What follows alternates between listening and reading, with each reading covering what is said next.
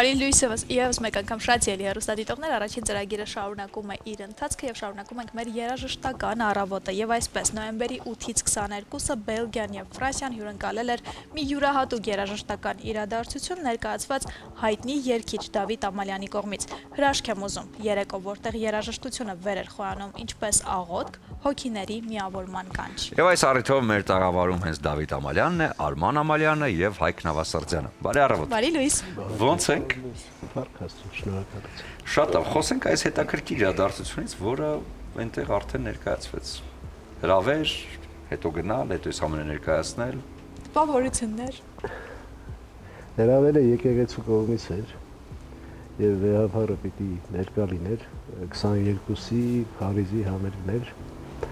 եւ քանի որ արդեն հրավերը կար, մենք 22 թվին արդեն եղել էինք Եվրոպայում եւ ընկերներ ունեինք, կապեր ունեինք։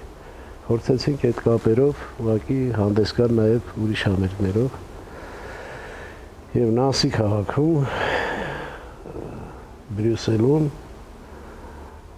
եւ Նիսում 3 համերգ մինչև 22-ը ունեցանք, 22-ի եզրափակիչ համերգներ արդեն Փարիզի Կլամախ ենթաքաղաքում եւ ընդհանուր տպավորությունները մարդկային եւ զգացողական առումով հրաշալի էին։ Նորից նոր ընկերներ ձեռք բերեցինք, նորից նոր կապեր, ինչ խոսք ելույթ ունենալ մի տեղ, որտեղ նորես ինչ-որ զգաստացնող աբան, բայց պատկերացրեք հանդիսատեսի ջերմությունը, Սուրեն ջան, դու ծանոթ ես մեր համերգներին, կրկնվող չի, բայց յուրահատուկ ջերմություն է լինում բոլոր համերգների ընթացքում, մեկ ծափերի շատությամբ, մեկ հակառակը, երբեմն լինում են, հիշում ես մի անգամ հին Անի մյուզիկ հոլում բան եղավ, հանդիսատես ընդհանրապես ծափ չտվեց եւ դա ինձ հետաքրքրեց, որովհետեւ այդ ծափերը պետք չէին։ Մենք երգից երգ, ոնց որ ներկայացման նման շրջանցելով անցնում ենք։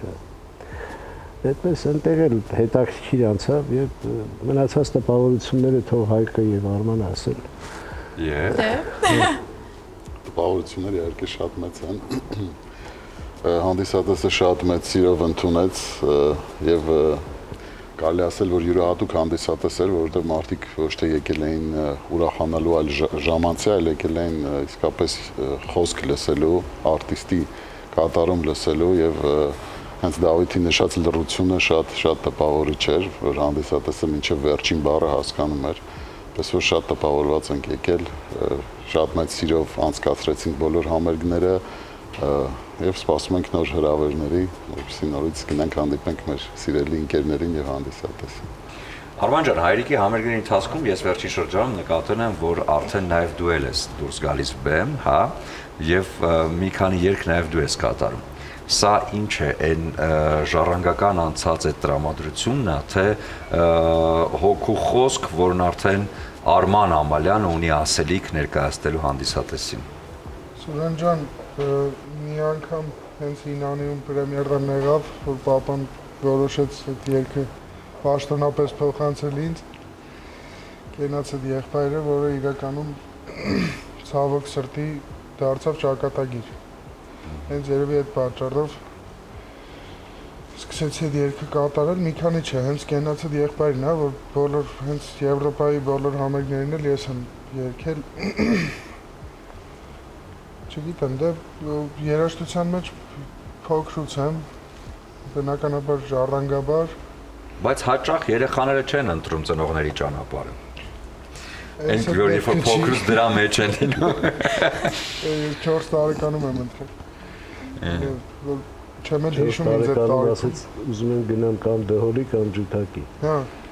Վերջը ջութակը ընտրեց։ Կամ դուս էի ուզում նվագեի կամ զոլ։ Ներս ամեն դեպքում տակա։ Հայերենով, հա, ներսը տակա։ Եվ շրջագայությունը քեզ համար նոր էր, ճիշտ եմ հասկանում, չէ՞։ Հա, առաջին անգամ էի դրսում ու շատ հետաքրքիր էր։ Անկեղծ բոլորին հետ եմ պատմում, նախ այն տպավորությունները, որ ունեմ, հետո այն ամեն ինչը, ինչը որ միշտ լսել եմ, մինչև գնալ ես, այսինքն որ Եվրոպայում կամ ուր չգիտեմ, այլ երկրներում ամեն ինչը շատ լավ է, մեր մոտ շատ վատ է, բայց իրականում այդպես չի, էլի։ Մեր երկիրը շատ լավն է ու չհաշված իր թերությունները, էլի։ Թե ամեն տեղ կան այդ։ Այո, բայց այնտեղի թերությունները ավելի մեծ են ու ավելի երևացող։ Հիմնականում մարդկանց թերությունները։ Իսկ երկացանկը, երբ Եվրոպա շրջագայության եք մեկնում, ուրիշ երկացանկ եք պատրաստում։ Այս անգամ, քանի որ եկեղեցու հրավերով ենք, կային երգեր, որոնք ակումբային համերգներին չեմ երգել։ Ընդհանրենք երգող Խաչքարերը, որ Արմինեի հետ եմ երգում Ռուբեն Գևորգյանի խոսքերով։ Երկիրը վանքն է Թաթևոս Տոնոյանի իմ ընկեր Թաթոսի խոսքերով։ Հետաքրքիր երգեր կան, որոնք ավելի շատ հոգևոր ինչ-որ ակունքային բանաստեղծական առումով հոգևոր նշանակություն ունեն եւ ակումբում երբեմն այդ կարգի երգերը երգելու կարիք չկա, բայց սրանով համեմել ենք մեր Եվրոպայի շրջագայության համերգները, որոնց կարիքը կար, այսինքն այս շրջանում առավել եւս եկեղեցուն հարող մեր հավատը հարող երգերին ներկայացնելու կարիք շատ կար։ Ասեմ նաև, որ երկու կատարում առաջի բաժնի առաջի երգը Նազեի օրոր Ավետիս Ահարոնյանի հրաշալի երգը երգում էր Արմինեն, այդպես էինք մուտք անում եւ հետաքրքիր մուտք մտածեցինք Արմինեն ակապելա սկսում էր երգել, հետո Ջուդակոմյանում էր Արմանը, հետո արդեն Հայկը եւ լցվում էր եւ ինքը ավտոմատ միանում էր հաջորդ երգին, որը դուետ է իմ ու Արմինեի եւ էլի այդ երկիրը վանքն է երգին։ Մի խոսքով հետո մյուս բաժինը սկսում էինք Արմանի